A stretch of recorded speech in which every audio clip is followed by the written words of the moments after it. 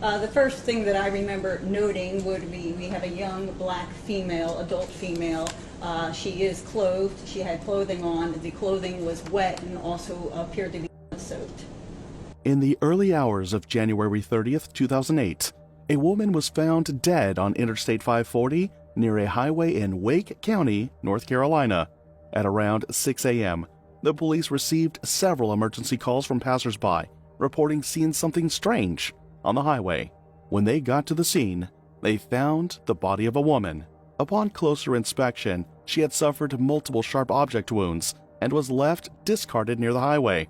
Not only had the body been stabbed almost beyond recognition, but her pants were unzipped, and sex protection was found inside of her. As investigators dug deeper, what they found was the most unbelievable thing ever. This is the very tragic story of Latrese Curtis. For you to better understand the people in this story, let me share with you their backgrounds from Wake County, North Carolina. A 21-year-old Latrese Curtis was born on May 28, 1986, to parents Sherman and Cynthia Jones in Raleigh, North Carolina. She grew up in a close-knit family alongside her 4 siblings and was affectionately known as Treese by her loved ones. Latrese was outgoing and well-loved, earning popularity throughout her high school years. Latrese was also a bit of a tomboy. Her siblings teasingly nicknamed her Daddy's Little Boy in a Dress because of her close bond with her father Sherman. They would go fishing, hunting, and learning basketball.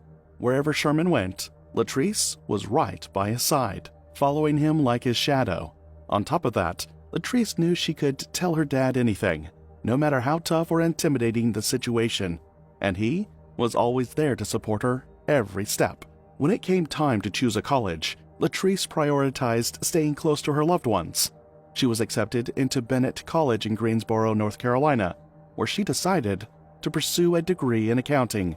She also worked part-time at Sears, but one choice would change her life forever. During her freshman year, she crossed paths with a charming young man named Darren Lee Curtis. The two immediately developed an instant liking for each other and began dating. Darren had served in Iraq in 2004 as part of the Army National Guard and was also pursuing the same major as Latrese. She loved being with Darren, but Latrese was hiding a secret from her family. For whatever reason, Latrese refused to tell anyone, not even her family, about Darren. It was as if she was deliberately keeping the relationship a secret. This behavior seemed unusual, especially since Latrese was known for sharing everything with her family. It just didn't feel right. Perhaps she wanted to make sure that what she had with Darren wasn't just a fling. But as time went on, her silence raised more questions. Latrese kept her relationship with Darren a secret for an entire year. Not only did Latrese not tell her family about him, but even her co-workers knew nothing about Darren. However, what happened next caught everyone off guard, especially Latrese's family. On April 27, 2007, Latrese and Darren took a bold step to elope and get married in secret without informing anyone. It wasn't until later, when Latrese showed up at her job at Sears with a giant ring on her finger, that she revealed the big news. She announced that she had gotten married, and naturally, her co-workers assumed she was joking. It took some time before Latrese could convince them that she had indeed been in a relationship all along and now had a husband. Latrese eventually introduced Darren to her co-workers, and he came across as polite, respectful, and fairly easygoing. There didn't appear to be anything unusual about him. Afterward, Latrese decided it was time to tell her family about her secret marriage. She invited her parents and siblings to meet Darren, but what happened next would set off a chain of events that no one could have foreseen. The meeting didn't go as Latrese had hoped. Her family, particularly her father Sherman, was hurt and confused, struggling to understand why she had kept such a big secret from them. Latrese, seeing their concern, tried to reassure everyone. She explained that her secret marriage didn't reflect any issues in their relationship. She reassured them that she still loved and trusted her family deeply, and that her relationship with Darren was strong, happy, and fulfilling. After the meeting, Sherman mostly kept his distance from his daughter and her new husband. A few months later, Latrese and Darren decided to transfer to North Carolina Central University in Durham, North Carolina, where they both wanted to finish their degrees. By early 2008, Latrese's relationship with her parents was still strained. However, she was focused on the bright side.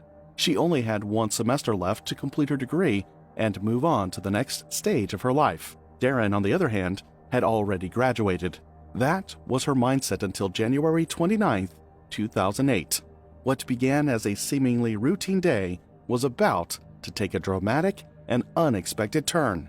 Latrese attended her classes as usual, while Darren went about his daily activities. Latrese called Darren at 10 p.m. to let him know she was on her way home after grabbing something to eat. Expecting her back in about 30 minutes to an hour, Darren got ready for bed without waiting up for her. But as the hours passed, Latrese still hadn't returned, and by the middle of the night, she hadn't called to explain the delay. The following morning, Latrese still hadn't returned home. By this point, Darren was starting to fear that something might have happened to her. He worried she could have been in a terrible car accident, or that her car might have been broken down somewhere. At 8:30 a.m., he called 911 and filed a missing persons report. The thought of Latrese being stranded all night, waiting for help, was unbearable. 911, where's your emergency? I live in Raleigh, but my wife goes to school out at North Carolina Central, and she did not come home last night. I talked to her last night. She was on her way home. She was in the car and everything. She hadn't showed up. The last known place she was at NCCU. Did you talk to her while she was driving? Yes, she had the radio on and everything. She told me she was stopping to get something to eat. I don't know if she was still in Durham when she called me, or she was on 540 coming back in Raleigh. Tragically, it turned out that people had noticed her, but in the worst way possible. During the night, several people had called the police to report a disturbing sight. While driving along Interstate 540, I was traveling to a meeting going along 540, and as I was driving, I noticed something on the shoulder of the road. he saw what appeared to be a dead body on the side of the road. The first 911 call came in around 6 a.m., with another caller soon after describing something lying on the highway. Responding to these reports, police rushed to the area described by the callers. But what investigators discovered next would change everything. On getting there, police discovered one of the most tragic scenes ever: the lifeless body of a female. Upon closer look, it was the body of 21-year-old Latrese Curtis. During the investigation, an autopsy revealed that Latrese had been stabbed around 40 times in the head, neck, chest, and stomach. Her pants were unzipped and unbuttoned, and a condom was found inside her, though no evidence of assault was found. Despite her body being found on the side of the road, it was clear she hadn't died in an accident. Police theorized that Latrese might have been involved in a consensual affair that turned violent. Her car was nearby, with blood inside, some matching her DNA, but other blood belonged to an unknown person. When tested, it didn't match any database records. The victim's fingernails were examined, and it was pretty clear that there was some injury or damage to her nails. There was a DNA sample left on Latrese's car on the steering wheel. The question really is, who would want to hurt her, and who would want to kill her so violently and so brutally? They also found Latrese's damaged cell phone a few hundred feet away, which had been left out in the rain overnight. Detectives hadn't identified Latrese when they found her body around 5 a.m., a few hours before Darren reported her missing. Since her phone was damaged, they had no way of knowing who she was. When Darren called 911, his description of Latrese and the key detail that she was driving down I-540 led police to realize the woman was his wife. Naturally, the police had questions for Darren, especially about why he had waited so long to report her missing.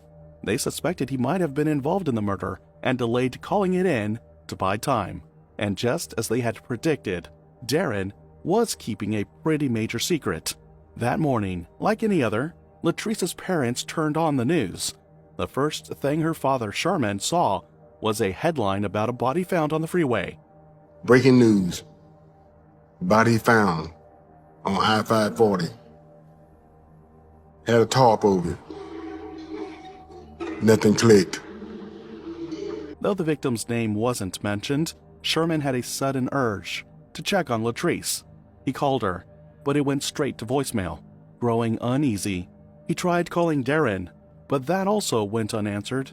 Determined to ease his worry, Sherman decided to call Latrese's school.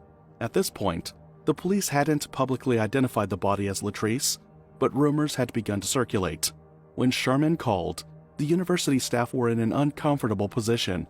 They didn't want to be the ones to break the news. Instead, they told Sherman he needed to contact the police.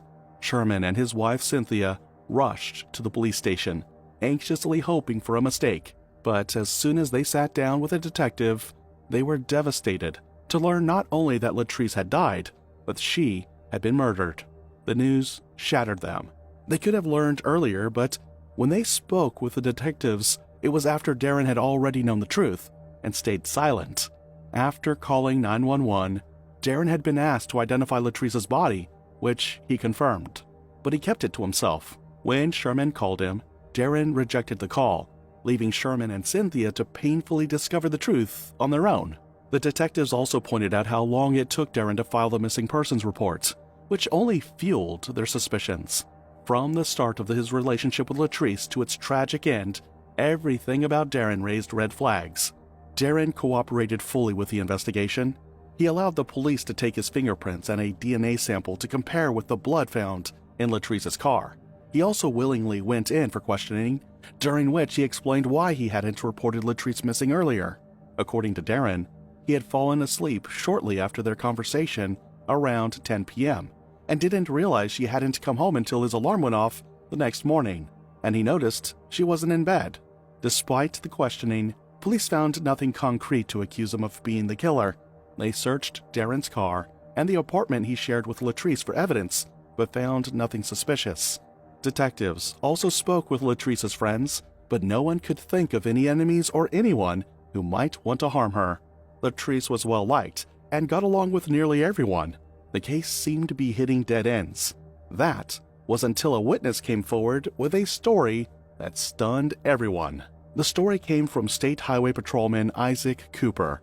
He told investigators that the night Latrese died, he had been patrolling I-540, where her body was eventually found.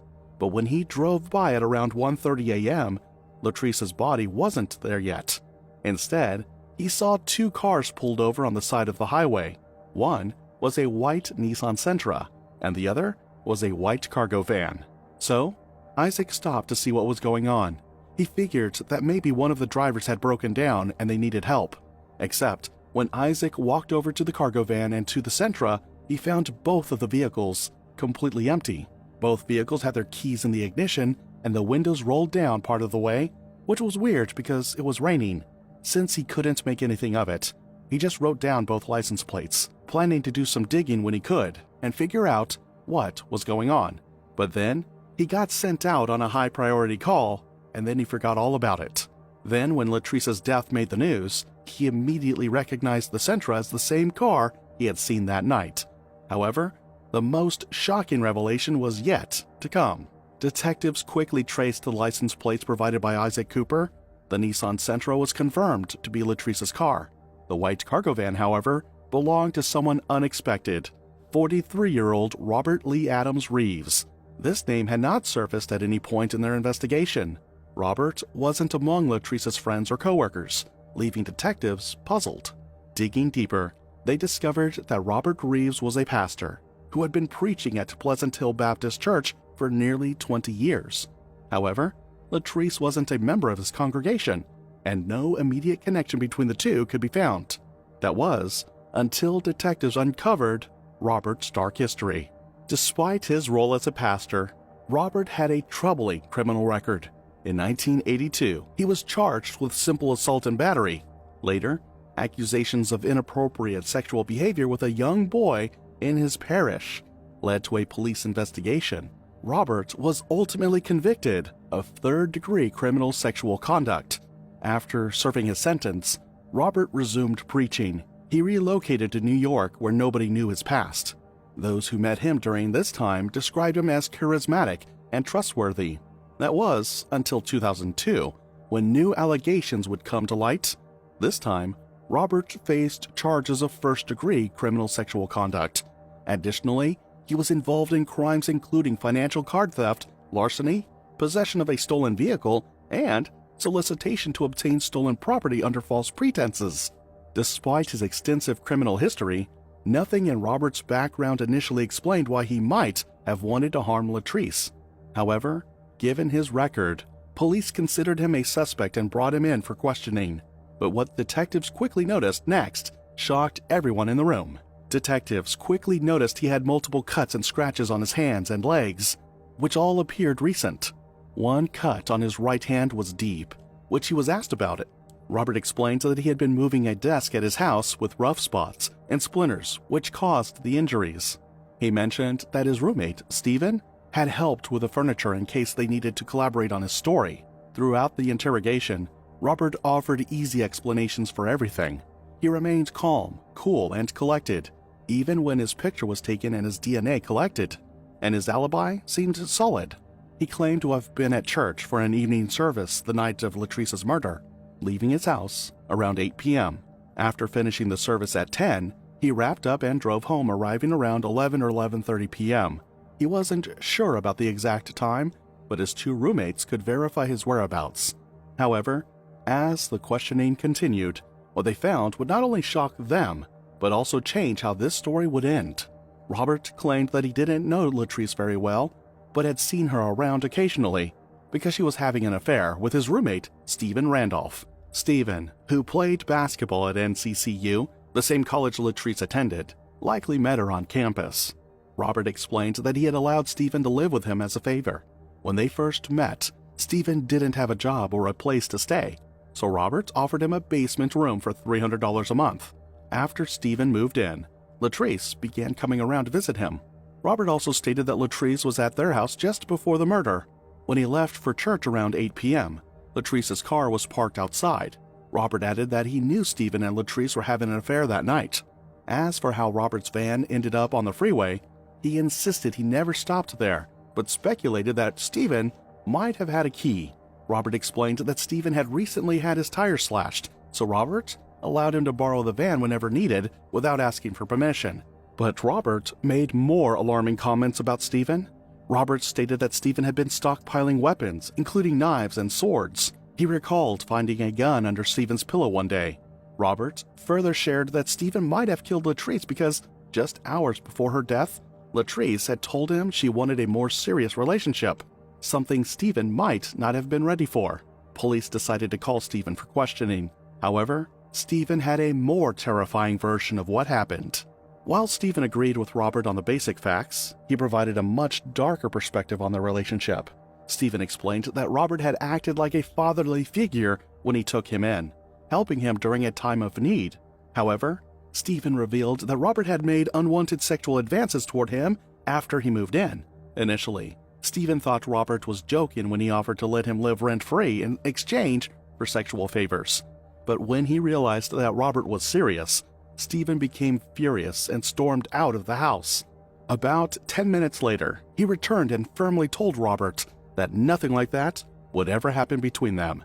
Robert apologized and Stephen hoped that would be the end of it. But that wasn't the case. Robert kept on asking Stephen, and it got to a point where Stephen didn't feel safe or comfortable in his own place. So, he borrowed his cousin's gun and he kept it in his room. He hoped he would never have to use it, but he felt better knowing that it was there in case he ever needed it. Little did he know what was about to happen next. After a few days of these exchanges, Stephen began experiencing weird situations. In October 2007, he was dating a woman named Velma Newton, who would often visit him. However, after Stephen's encounter with Robert, whenever Velma came around, she started receiving disturbing phone calls from an unknown number. While the calls weren't directly threatening to Velma, the caller warned her that he would break both of Stephen's legs so he couldn't play basketball anymore. The caller then told Velma that the only way to save her boyfriend was to tell him to stop doing whatever he is doing. The caller also reached out to Stephen saying he hoped Stephen had a gun. This felt particularly strange and unsettling to Stephen, as it happened just after he had received a gun from his cousin. Alarmed by the conversation, Stephen went home to check on the gun, only to discover something creepy. The gun was missing. When Stephen confronted Robert, he admitted to taking the gun. Just a few weeks later, Stephen got a flat tire.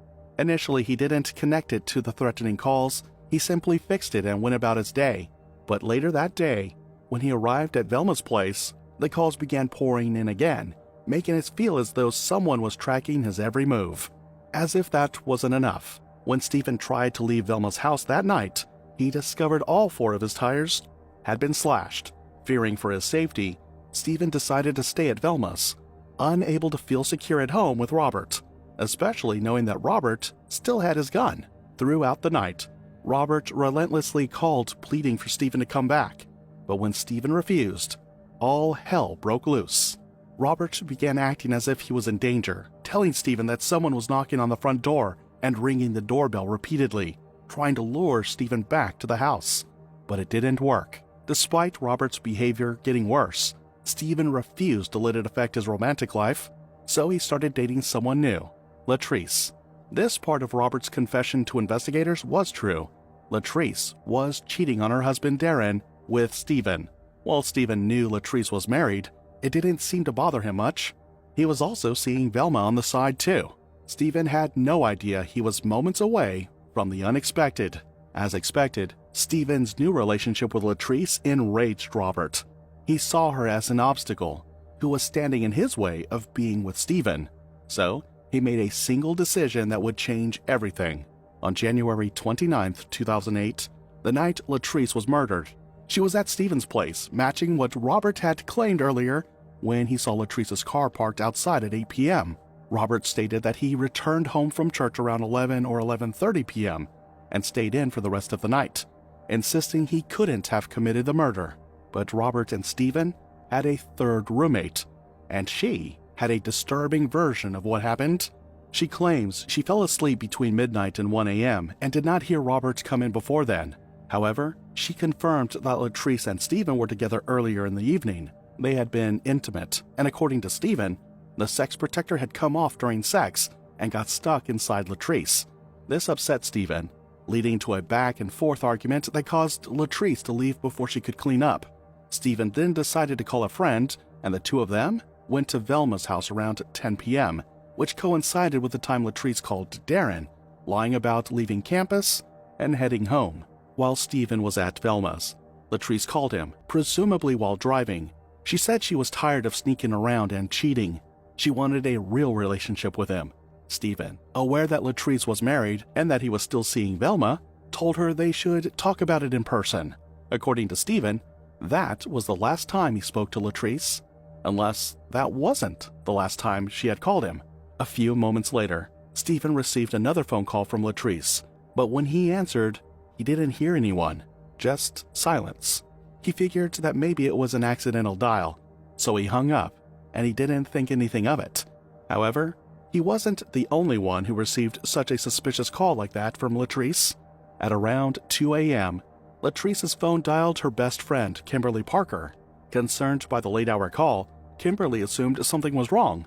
However, just like Stephen, when she answered, no one spoke. Instead, she heard the sound of wind, traffic, and faint footsteps, as if the call had been made from the side of the road.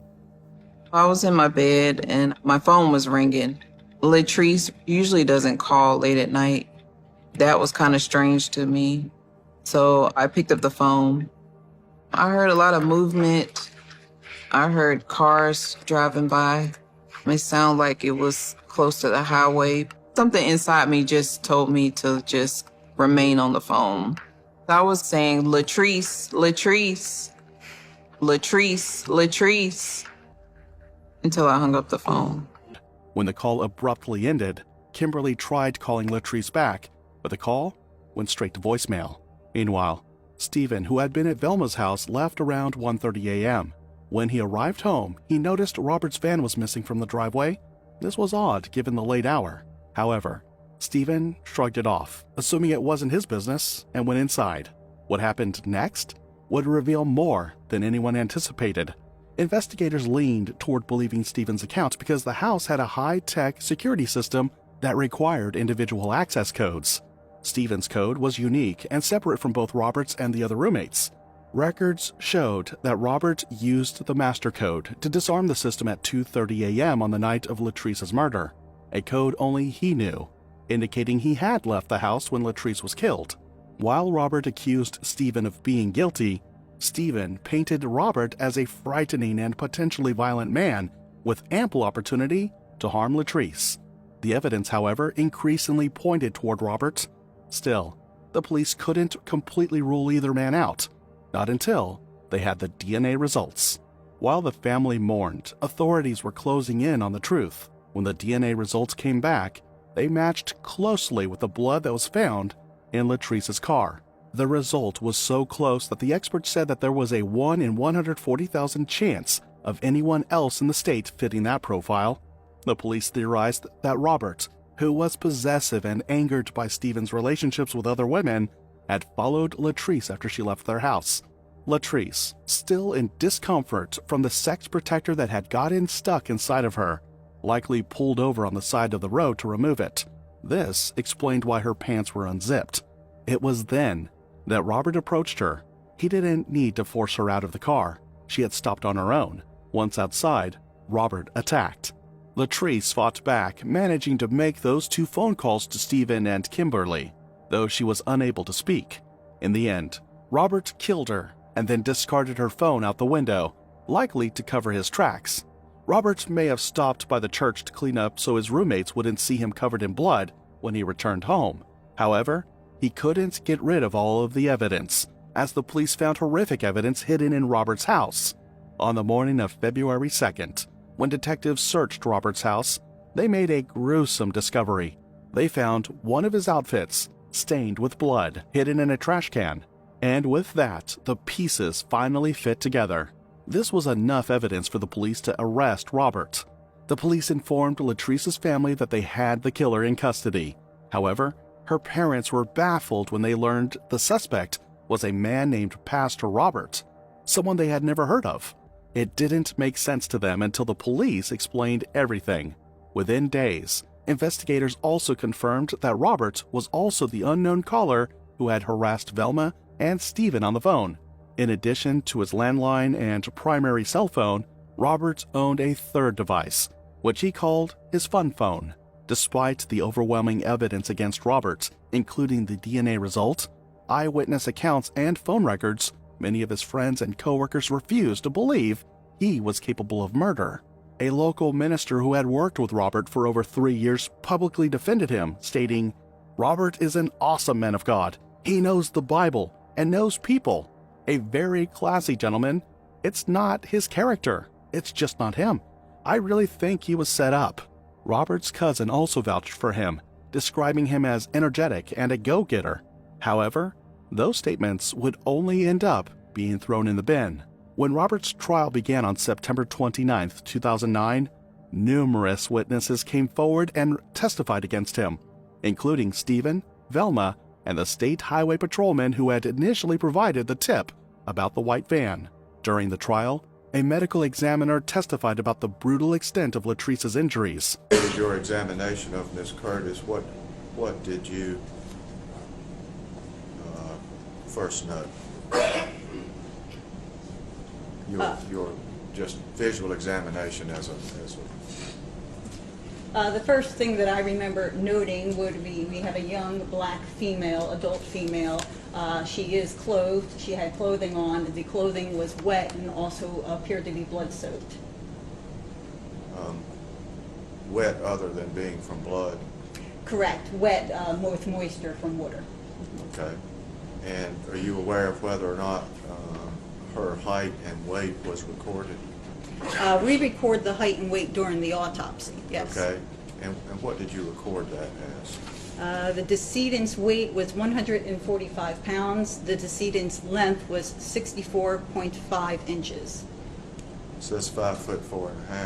That is correct. Not only was she stabbed multiple times, but she also suffered extreme blunt force trauma. Additionally, her body showed numerous defensive wounds, which shows that she had fought desperately to fight off her attacker.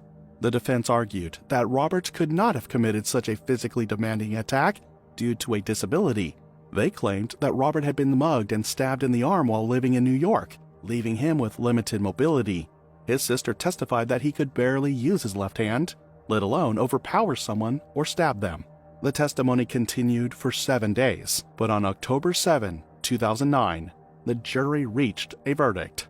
They found 43-year-old Robert Lee Adams Reeves guilty of first-degree murder, sentencing him to life in prison without the possibility of parole. Latrese's family was more than happy to see Robert go away forever because they couldn't get over how senseless her death was. As far as anyone could tell, Latrese wasn't even aware of Robert's obsession with Stephen. She likely never understood why her boyfriend's roommate attacked her so violently that night. A heartfelt vigil was held in memory of Latrese Curtis, uniting the community in a powerful show of love and support for her grieving family. Shortly after her tragic death, friends, family, and neighbors gathered to celebrate her life and honor the vibrant spirit she shared with those around her. On Monday, February 4, 2008, a solemn yet beautiful farewell was given to Latrese. Her funeral took place at God's City of Refuge in Newport, North Carolina, with Apostle Willie Murray officiating the service. The ceremony was a reminder of the lives she touched and the legacy of warmth and kindness she left behind. The heart-breaking case of Latrese Curtis serves as a sobering reminder of how little we sometimes know about the dangers lurking in the lives of those we love. How can we better spot the red flags of obsession or violence, even when they're masked by seemingly normal relationships? Let me know what you think in the comments section below. Here are some other shocking stories we've covered on this channel, and they're even more disturbing than what you just watched. I hope you learned something from them. If you like the way we present these stories, please like the video and subscribe to the channel for more content. See you in the next one.